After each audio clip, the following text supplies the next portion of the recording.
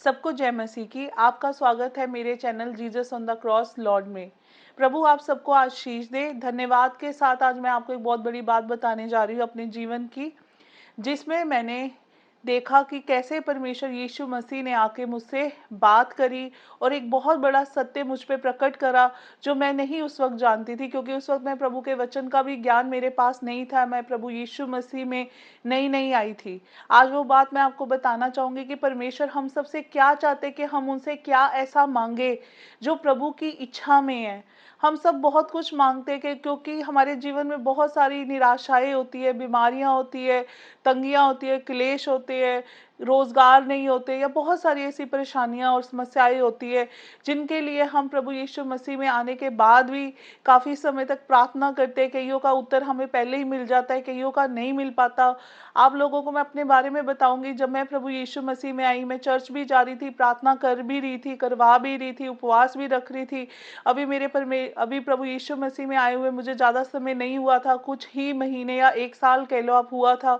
तो मैं बहुत ज्यादा तंग और निराश थी, चर्च जाके आई थी, मुझे बहुत रोना आ रहा था, क्योंकि मेरी ऐसी परिस्थिति थी। मैंने अपने आप को जिस हालात में देखा, वो दुख मेरे जीवन से दूर नहीं हो रहा था। मैं बहुत आके रोई, क्योंकि उस वक्त मुझे ऐसा लग रहा था मेरा कोई नहीं है, कोई मेरे लिए कुछ नहीं कर पा रहा। मैं किसके पास जाऊं? यीशु मसीह के पास भी जा रही थी, चर्च भी जा रही थी, प्रार्थना, मुझे लग रहा था कि मेरी प्रार्थनाओं का उत्तर क्यों नहीं आ रहा है एकदम से। उस टाइम मेरी ये हालत थी, अकेलापन था। तो मैं सो गई, बहुत रोई उस दिन। मैं सो गई उसके बाद में ना। पर जैसे परमेश्वर वचन में लिखा है कि परमेश्वर अपने दर्शन और स्वप्न के द्वारा और आत्मा में हमसे अपनी धीमी आवाज के द्वारा, स्वर्गदूतों के द्वारा बात करता है, क्योंकि हमारा खुदा जिंदा खुदा है, वो बात करने वाला परमेश्वर है। तो उस टाइम जैसे मैं सोई, जैसे परमेश्वर ने आगे भी मेरे से दर्शनों में बात करी, सपनों में बात करी, पर मुझे नहीं पता था उस टाइम, क्योंकि वो परमेश्वर मुझसे बात कर रहे हैं।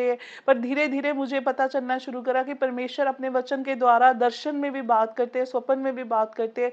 तो जब मैं सोई उस टाइम, तो मुझे एक बहुत ही अच्छा सपना आया, जो मैं कहूँगी आज तक के जीवन का मेरा सबसे अच्छा, मतलब परमेश्वर की वो बात थी जो मैंने एक्सपीरियंस करा। क्योंकि उस टाइम मेरे पास कोई नहीं था मुझे ये कहने वाला, मुझे दिलासा देने वाला, पर प्रभु के वचन में लिखा है, ना मैं तुझे छोड़ूंगा ना मैं त्यागूंगा। हालेलुया।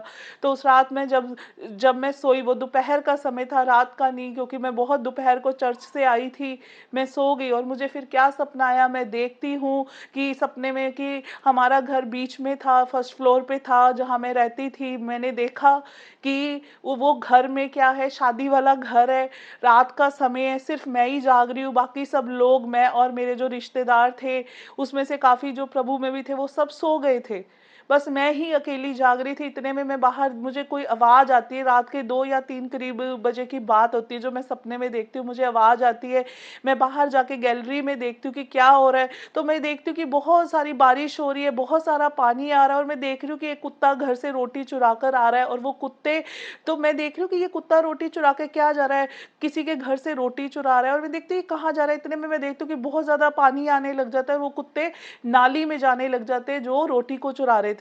तो मैं उनकी तरफ ध्यान दे रही होती हूँ, और मेरे को हो रहा होता है ये क्या हो रहा है। इतने में मैं देखती हूँ कि एकदम से बादल से आ जाते हैं, बादल जो है धुआं धुआं सा हो जाता है। और उस धुएं के बीच में मैं देखती हूँ कि क्या कहते हैं कि दो स्वर्गदूत जो मुझे उस टाइम पे आए दिखे, जिन्होंने नीले से कलर के, लाइट से नीले कलर के कपड़े पहने हुए थे, आंखें उनकी नीली सी थी, और एक अजीब सा नीला सा उनका मुंह। वो स्वर्गदूत थे जो मेरे पास में आके रात के समय में, दोनों एक तरफ, एक इधर आके डांस करने लगा। और उन्होंने मेरे लिए एक ये सॉन्ग गाया कि why are you sad my doll. Hallelujah. वो ऐसा सॉन्ग था जो मैं आज तक भी नहीं भूली। उन्होंने नाच के उस सॉन्ग को गाया, और मैं देख रही हूँ कि ये कौन है, और मुझे इतनी शांति मिल रही है कि जैसे एक छोटे बच्चे को उसके माता पिता मनाते हैं। इतने में एक बहुत बड़ा बादल आता है उसके बीच में, वो स्वर्गदूत एकदम साइड पे हो जाते हैं, वो गायब हो जाते हैं। मैं देखती हूँ कि एक सामने रथ आके खड़ा होता है, और रथ के बीच में एक राजकुमार की पोशाक पहने हुए, एक मुकुट पहने हुए एक व्यक्ति चलता आ रहा है मेरे पास। वो बीच में फर्स्ट फ्लोर का घर था, वो बादलों के बीच में ऐसे ही चलता आ रहा था ऊपर ऊपर, और फर्स्ट फ्लोर की गैलरी में, मेरे घर की बाहर गैलरी में आके खड़े हो जाता है। पर मुझे आत्मा में महसूस हो गया था कि कि ये यीशु मसीह मेरा प्रभु है, हालेलुया। और मैं इतनी खुश, इतनी आनंदित होती हूँ और मैं अपने उस परमेश्वर से पूछती हूँ कि क्या आप ही यीशु मसीह हो? तो उन्होंने कहा कि हाँ, मैं ही यीशु मसीह हूँ। और मैं इतनी खुशी में मैंने उनसे पूछा कि क्या आप मेरे घर के अंदर आओगे? आप मेरे घर में आए हो? उन्होंने कहा हाँ, मैं तेरे घर में आया हूँ। मैंने कहा आप मेरे साथ मेरे अंदर आओगे? वो कहते हाँ, मैं तेरे घर के अंदर आऊँगा, पर सबसे पहले तुझे मेरी एक बात माननी मने पड़ेगी। मैंने बोला कि हाँ, मैं मानूँगी, आप मुझे बताओ क्या बात माननी है? उन्होंने कहा कि मैं तेरे घर के अंदर आऊँगा, पर तू मुझसे माँगेगी नहीं, क्योंकि मैं बहुत माँगती थी, उस समय में बहुत कुछ प्रार्थना में माँगती थी, पर मैं वो नहीं माँगती थी जो मेरा परमेश्वर चाहता था कि मैं उससे माँगूँ। जो हमारा परमेश्वर आप सबसे चाहता है हम उससे माँगे। ये सपना मेरे लिए नहीं था, ये सपना उन सब लोगों के लिए जिन्हें मैं बता रही हूँ, क्योंकि ये प्रभु की वो आज आवाज़ थी जो आज मैं मसीह के हर एक व्यक्ति तक पहुँचाना चाहती, जो टूटा हुआ है, हालेलुया। जो परमेश्वर ने जो मुझसे बात करके कहा, परमेश्वर ने मुझे बोला मैं चाहता हूँ कि तू मुझसे मेरा प्यार मांग, मेरे से कुछ भी नहीं मांगेगी तब मैं तेरे घर में आऊँगा, हालेलुया। मैंने परमेश्वर से कहा कि हाँ, मैं तुझसे तेरा प्यार मांगूंगी। मैंने हाँ मिला दी और उस समय परमेश्वर जब मेरे घर के अंदर आए, ये पहली बात थी जो प्रभु में उस सपने में मेरे से करी। जब परमेश्वर मेरे घर के अंदर आए, मैंने जाके उन सब लोगों को जगाया जो सोए हुए थे, हालेलुया। मैंने बोला उठो, देखो यीशु मसीह आए हैं। उसमें से ज्यादातर लोग वो विश्वासी थे जो कलीसिया में 8-8 9-9 साल से जा रहे थे, जिन्हें मैंने अपने चर्च में देखा था, हालेलुया।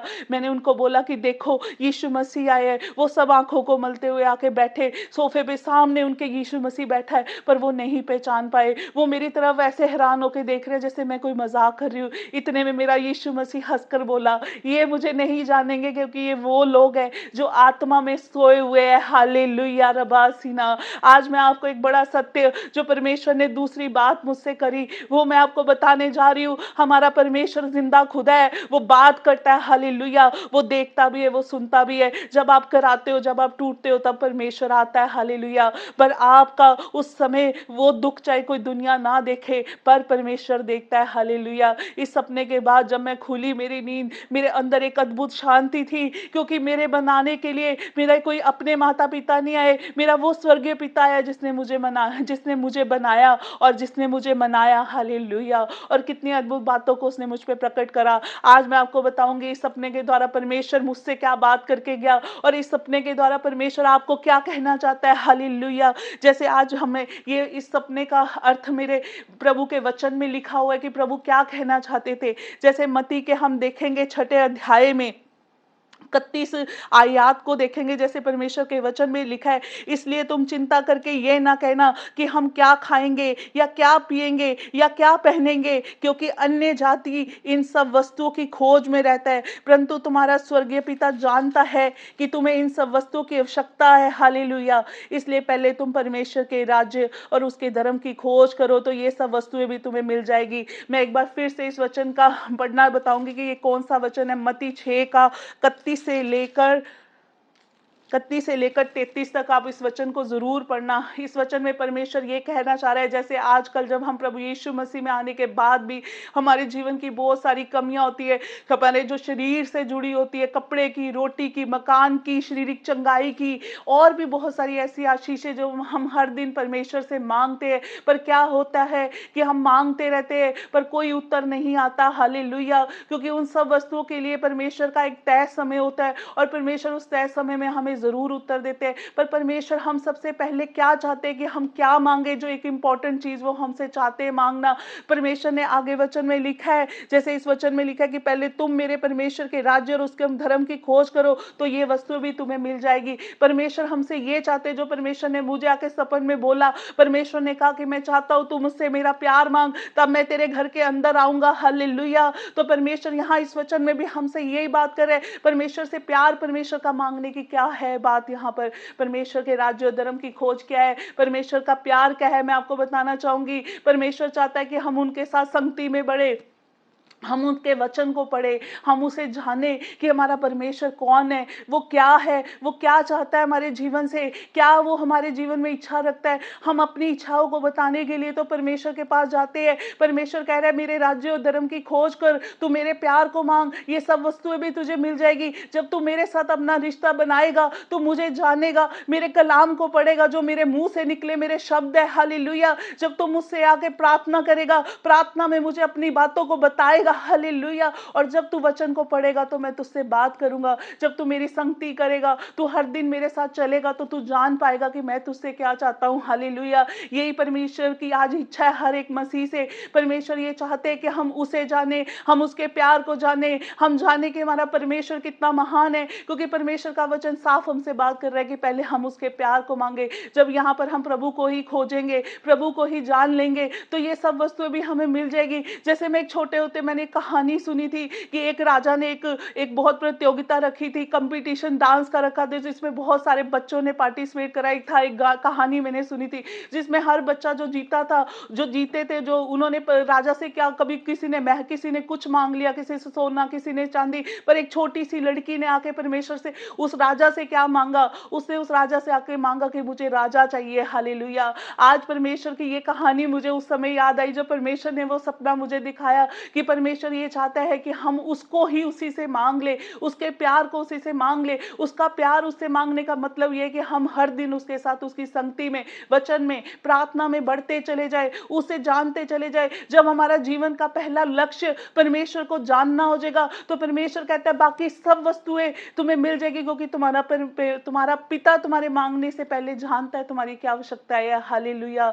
तो आज मैं सिर्फ यही कहना चाहूंगी आपसे कि परमेश्वर की पहली और प्रथम इच्छा हमारे जीवन में यही है कि हम उसे जाने। बाकी सब वस्तुएं मांगनी है, मैं मांगने से हमारा परमेश्वर भी मना नहीं करता, पर तुम परमेश्वर के पास किस लिए जा रहे हो? क्या तुम्हारा मोटिव यही है कि अगर वो तुम्हें चंगा करेगा तब तुम्हारा परमेश्वर है, वो तुम्हारे जीवन में कोई अद्भुत कार्य करेगा, तुम्हें रोजगार देगा या तुम्हें बच्चा देगा, क्या तब ही वो तुम्हारा परमेश्वर है? परमेश्वर ये चाहता है कि वो हम उससे अपने एक माता पिता की तरह प्यार करें, ना कि चीजों से उसे तोले। बाकी चीजें तो परमेश्वर कहता है मैं तुम्हें ऐसे ही दे दूंगा, हालेलुया। परमेश्वर की इच्छा को कभी किसी ने नहीं जाना। दूसरी बात परमेश्वर ने हमें मेरे से जो समय की, आप सबसे की, वो मैं आपको बताना चाहूंगी। जब परमेश्वर मेरे घर के अंदर आया, वहां पे बहुत से लोग ऐसे थे जो परमेश्वर को काफी देर से जानते थे, चर्च जाते थे, सब कुछ करते थे, हालेलुया, पर उनका परमेश्वर के साथ में कोई रिश्ता नहीं था।